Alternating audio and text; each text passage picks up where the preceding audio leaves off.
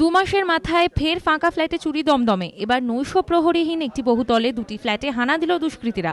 ঘটনায় চাঞ্চল্য দমদমের পূর্ব সিথি বর্দাকান্ত রোড এলাকায়। স্থানীয় বহুতল মা তারা ভিলার 4 তলায় থাকেন সুমন মিত্র। এই বাড়িরই 3 তলায় সোহিনী চক্রবর্তীর ফ্ল্যাট। শনিবার রাতে দুটি পরিবারই বাড়ির বাইরে ছিল। রবিবার সকালে প্রতিবেশীদের ফোনে তারা জানতে পারেন তাদের ফ্ল্যাটের গেটে তালা ভাঙা। অভিযোগ, দুটি ফ্ল্যাটের আলমারির লকার ভেঙে লুটপাট চালানো হয়েছে।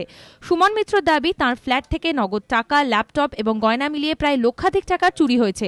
পাশাপাশি সোহিনী চক্রবর্তীর ফ্ল্যাট থেকে ডিজিটাল ক্যামেরা, নগদ টাকা এবং সোনার গয়না চুরি গিয়েছে বলে অভিযোগ। গয়না ছিল আমাদের ঘরে, ঠিক আছে।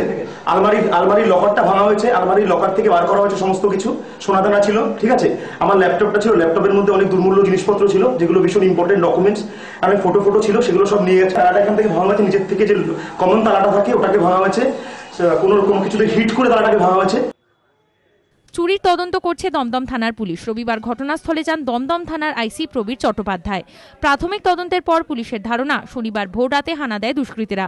এমনকি এই বহুতলের অন্য ফ্ল্যাটের দরজার আইহোলগুলি ব্যান্ডেজ দিয়ে দুষ্কৃতীরা ঢেকে দেয় বলে জানিয়েছে পুলিশ। এর আগে মে মাসে এই পূর্ব সিথি এলাকারই ক্রস রোডে একটি আবাসনে 3টি ফাঁকা ফ্ল্যাটের তালা ভেঙে লক্ষাধিক টাকার চুরি হয়। সেই ঘটনার এখনো কোনো কিনারা হয়নি। 2 মাসের মধ্যে ফের চুরির ঘটনায় প্রশ্ন উঠেছে এলাকার নিরাপত্তা ব্যবস্থা নিয়ে। জয়ন্ত পালের রিপোর্ট, এবিপি আনন্দ, কলকাতা।